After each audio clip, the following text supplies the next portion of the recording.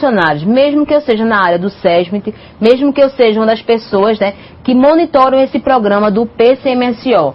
Porque o PCMSO, ele não está dizendo lá quais são as pessoas que tiveram alguma perda auditiva ou desenvolveram algum tipo de doença, lesão, em virtude da exposição a algum risco, né? Então isso aí não vai estar descrito, vai estar descrito assim, no grupo homogêneo tal, né? Então, no grupo de exposição tal, existem 3 pessoas que apresentam perda auditiva. Então, se eu já sei que existem alguns funcionários que têm a perda auditiva, a gente tem que fazer um trabalho voltado para aquele setor. Então, isso aí eu vou conseguir monitorar, eu vou conseguir enxergar. Prontuário clínico, não. Isso aí é ilegal, né? Outras pessoas acessarem prontuários de outros funcionários. Então, apenas a área médica que pode enxergar, que pode visualizar e ter, né, acessar esses documentos. É de responsabilidade do médico coordenador e deve ser arquivado por, no mínimo, 20 anos. E quando eu digo para vocês, no mínimo 20 anos, não é o mínimo de 20 anos o funcionário ele começou a trabalhar em 2000. Em 2020 eu já posso destruir os arquivos dele, não é isso. É 20 anos contados a partir da saída daquele funcionário. Então ele foi demitido, mais 20 anos eu tenho que manter arquivado. Por que isso? Porque é um tempo, né, que existe que algumas doenças elas podem aparecer. E aí eu preciso ter arquivado todo esse monitoramento que foi realizado em cada funcionário, para que eu depois, se houver ele colocar na justiça, tiver algum problema, né, legal, que eu preciso comparecer e apresentar, eu tenho como comprovar todo aquele monitoramento, aquele acompanhamento que foi feito pelo trabalhador. E aí, se não tem relação, né, a doença que ele desenvolveu depois desse período, depois que ele sai da empresa, não tiver apresentado dentro do período que ele estava trabalhando, então eu tenho como comprovar. Tenho documentos comprobatórios. Perguntas, Tati? Temos sim do Paulo Currais Novos, o aluno Paulo Herôncio. Independente da empresa, existe alguma que faça exames anuais sempre e os exames são solicitados pelo empregador ou o médico do trabalho? Então, existem empresas que fazem anuais? Sim, existem empresas que fazem anuais. Então, lá na fábrica, por exemplo, a gente faz todo ano, a gente faz o AS, independente da faixa etária. A gente faz anual. E aquelas pessoas que já apresentam, né, algum agravamento, algum início, né, alguma alteração nos exames iniciais, eles fazem a cada 6 meses para a gente garantir que não está tendo evolução no quadro clínico. Então, isso aí depende de empresa para empresa. Eu também conheço outras empresas que fazem a cada 6 meses, dependendo do nível de criticidade dos riscos que estão dentro do ambiente de trabalho.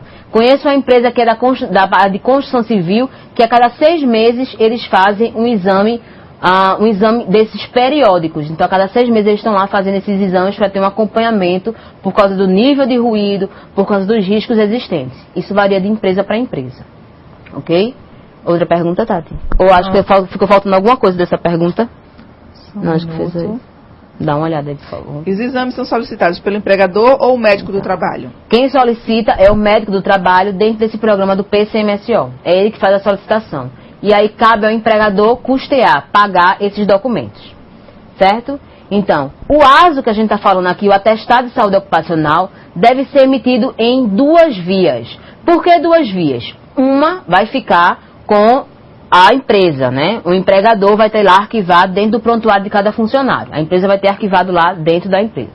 E aí, a outra via vai ficar com o funcionário. Então, o funcionário tem que receber a segunda via desse documento. Por quê? E vai estar assinado por ele, mostrando que ele recebeu e ele está de acordo com o que está descrito ali naquele documento. Porque ele respondeu a todos aqueles questionamentos, aquelas questões e realizou os exames.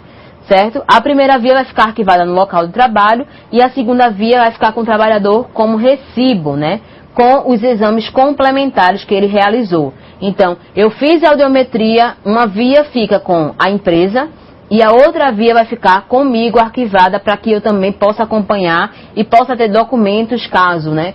Depois, lá na frente, eu queira botar a empresa na justiça, um exemplo, né? Que eu estou tendo agora, tenho 4 audiências para ir, gente, vocês não têm noção, tenho 4 audiências por causa de funcionários que estão alegando, né, exposição à insalubridade e periculosidade, dizendo que estavam expostos a ruídos, não tem alteração, não tem perda auditiva, não tem exposições a ruídos. Eu estou tendo que juntar todos esses documentos, esses históricos desses funcionários, para poder apresentar em juízo, né, para que seja durante a audiência que vai ser agora dia 18. Então, todo esse documento aí vai ter que ser apresentado, então eu tenho que ter arquivado comigo, caso eu vá fazer alguma coisa, e até para eu acompanhar a minha evolução clínica. Então vai estar tudo arquivado com o trabalhador e com a empresa. Ok? O que é que deve conter no ASO? No ASO deve ter o nome, RG e a função do trabalhador, os riscos ocupacionais específicos, ou se há ausência de exposição a esses riscos ocupacionais, né, esses riscos ambientais, procedimentos a que foi submetido, o nome do médico coordenador com o carimbo dele lá, com o CRM dele, né, o registro dele médico, se o funcionário ele é apto ou inapto a desenvolver aquela atividade, o nome do médico que realizou o exame, CRM, endereço, assinatura, carimbo, então tudo vai estar lá descrito, né, e dentro desse documento. Certo? Então esse aí é um modelo de ASO para vocês. E aí está escrito, né, ASO? Para atividade D, tal, Billy, volta aí. Para atividade X, tendo sido submetido em a data, né, aí você indicar os procedimentos médicos que foram realizados, né, bem como foram solicitados os seguintes exames complementares. E aí vão estar aqui os exames complementares que o funcionário fez e descrito quais são os exames, né, junto aos riscos ocupacionais. Colocar local e data, assinar, o coordenador, a pessoa vai assinar, o trabalhador vai assinar, então o médico coordenador também vai estar o nome dele descrito lá, o médico coordenador responsável pelo PCMSO, então vai estar o nome de todo mundo aí e a assinatura, e uma via desse documento vai ser entregue ao trabalhador. Pergunta, Tatiana? Temos sim do Paulo Carpino, aluno Denilson. As empresas que não têm obrigação em ter um médico do trabalho no quadro de funcionários, devem cobrar do médico que realiza a ASO o prontuário clínico para os funcionários? Não, esse prontuário clínico ele vai ser arquivado dentro da empresa. E aí, né, a empresa ela não tem, né, médico coordenador ou não tem área médica dentro da empresa. Isso aí vai ser arquivado com RH, que também tem documentos que são restritos, e aí esse controle vai ficar com a área do recursos humanos, ok? Não com a área do SESMIT. Mais alguma pergunta? Não temos mais dúvidas. Riscos específicos e ausência, né? Então, vamos supor que a gente está lá dentro da empresa e aí vocês vão ter que acompanhar um atestado de saúde ocupacional de algumas atividades que serão desenvolvidas. Então, quais são os riscos que terão aquela pessoa, né? Vamos fazer um exame admissional, né? Então vamos supor que a gente vai contratar aqui Tatiana, que ela é uma auxiliar de escritório. Então avaliando o posto de trabalho aqui, Tatiana está exposta a algum risco químico? Quais são os riscos químicos? A gente já falou aqui, né? Gases, vapores, fumos metálicos, então esses riscos aí, né? Produtos químicos, então Tatiana não está exposta a nenhum produto químico. Tatiana está exposta a algum risco físico, exceto o frio, né, Tati? Exceto o frio que não conta aqui pra gente, que a gente fica regulando, né, a temperatura. Então, ela não está exposta a nenhum risco físico, porque aqui não tem ruído, aqui não tem calor, né? O frio intenso aqui, esse frio, ele é controlado, então não existe nenhum risco físico aqui que a gente possa avaliar. Existe risco ergonômico no posto de trabalho de Tatiana, existe risco ergonômico.